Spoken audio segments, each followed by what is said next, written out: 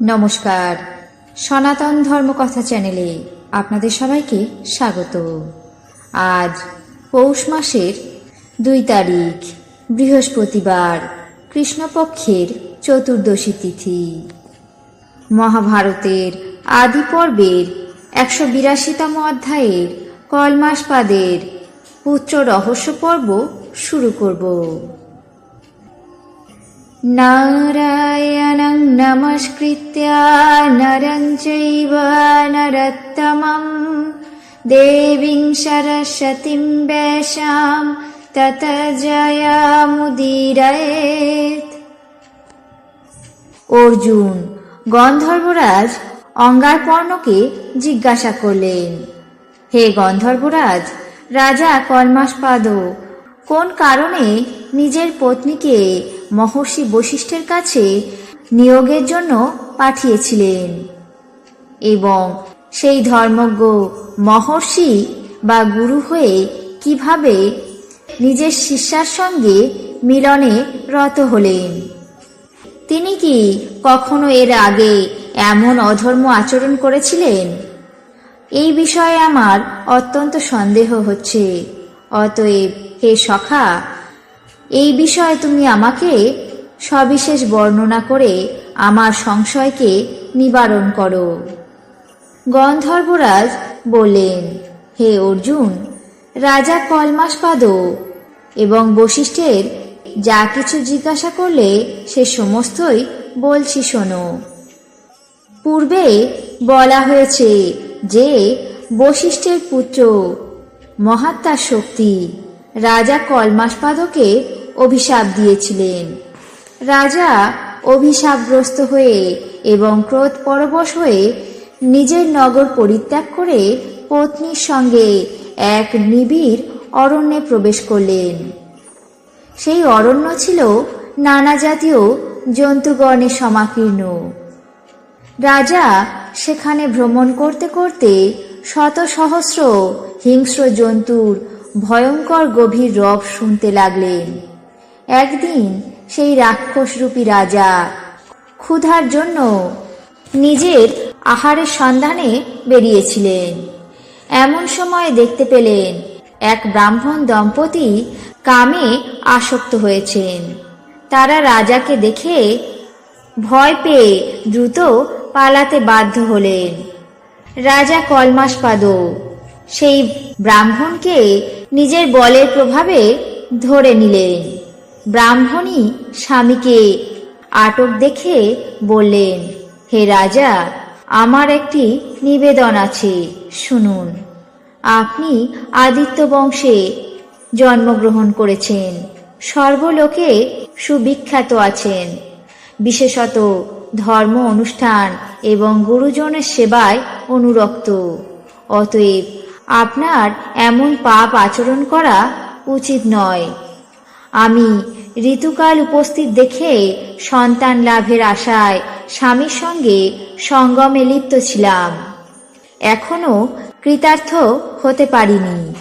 অতএব হে রাজন, এখন প্রসন্ন হয়ে আমার স্বামীকে আমার কাছে ফিরিয়ে দিন। রাজা আর্তনাদ করে সেই কামিনীর প্রার্থনাকে উপেক্ষা করে ব্যাঘ্র যেমন মৃগকে গ্রাস করে সেইভাবে তার ব্রাহ্মণ স্বামীকে ভক্ষণ করলেন। তাই দেখে ক্রোধে অভিভূতা ব্রাহ্মণী যতগুলি অশ্রুবিন্দু ভূমিতে পতিত হয়েছিল সেগুলি প্রজ্বলিত আগুন হয়ে সেই বনকে দগ্ধ করতে লাগল। তারপর পতি বিয়োগে শোকসন্তপ্তা ব্রাহ্মণী ক্রোধে রাজর্ষি কলমাসপাদকে অভিশাপ দিলেন, ওরে দুর্বুদ্ধি পরতন্ত্র রাজা, তুই যেমন আমার মনের ইচ্ছা পরিপূর্ণ না হতেই আমার সামনে আমার পতির প্রাণ সংহার করলি, তোকেও এমন ঋতুকালে পত্নীর সঙ্গে সহবাস করার সাথে সাথে মৃত্যু প্রাপ্ত হতে হবে। তুই যার পুত্র বিনষ্ট করেছিস সেই মহর্ষি বশিষ্ঠের ঔরসে তোর পত্নী পুত্রের জন্ম দেবে, তবেই সেই পুত্র তোর বংশধর হবে। মহর্ষি অঙ্গিরার পুত্রী সেই ব্রাহ্মণী রাজাকে এমন অভিশাপ দিয়ে তার সামনে প্রজ্বলিত আগুনের মধ্যে প্রবেশ করলেন। মহর্ষি বশিষ্ঠ যোগ বলে সেই সমস্ত বিষয় জেনেছিলেন।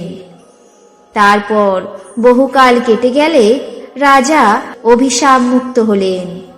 একদিন রাজার পত্নীর ঋতুকাল উপস্থিত দেখে রাজা সেই ব্রাহ্মণীর অভিশাপ ভুলে গিয়ে কামে অন্ধ হয়ে তার পত্নীর সঙ্গে সহবাসে উদ্যত হলেন।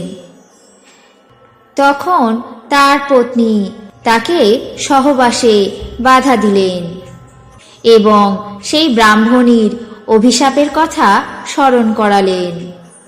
তখন পত্নীর কথা শুনে এবং অভিশাপের বৃত্তান্ত স্মরণ করে রাজা কলমাসপাদ অত্যন্ত পরিতাপ করতে লাগলেন। হে অর্জুন, রাজা কলমাসপাদ অভিশাপগ্রস্ত হওয়াতে কুলগুরু বশিষ্ঠের কাছে নিজের পত্নীকে নিয়োগ করার জন্য পাঠিয়েছিলেন। আজ মহাভারতের আদি পর্বের 182তম অধ্যায়ে রাজা কলমাসপাদের পুত্র রহস্য পর্ব এখানেই শেষ করছি। বাকি অংশ আগামী পর্বে পাঠ করে শোনাব। এখন জেনে নেব আজকের দিনের 12টি রাশির রাশিফল। মেষ, উপার্জনের সুযোগ। বৃষ, কর্মক্ষেত্রে গোলযোগ। মিথুন, আয় বৃদ্ধি। কর্কট, সাংসারিক সমস্যা। সিংহ, উপার্জনের সুযোগ। কন্যা, মানসিক কষ্ট। তুলা, ব্যবসায় ভাটা। বৃশ্চিক, চিকিৎসা বিভ্রাট। ধনু, কার্যসিদ্ধি। মকর, বাড়তি বিনিয়োগে লাভ। কুম্ভ, রত্ন ব্যবসায় লাভ। মীন, সমস্যার সমাধান। এই ছিল আজকের দিনের 12টি রাশির রাশিফল। আপনাদের কেমন লাগলো তা অবশ্যই কমেন্ট বক্সে জানাবেন। চ্যানেলটিকে সাবস্ক্রাইব করবেন, লাইক করবেন, শেয়ার করবেন। ধন্যবাদ।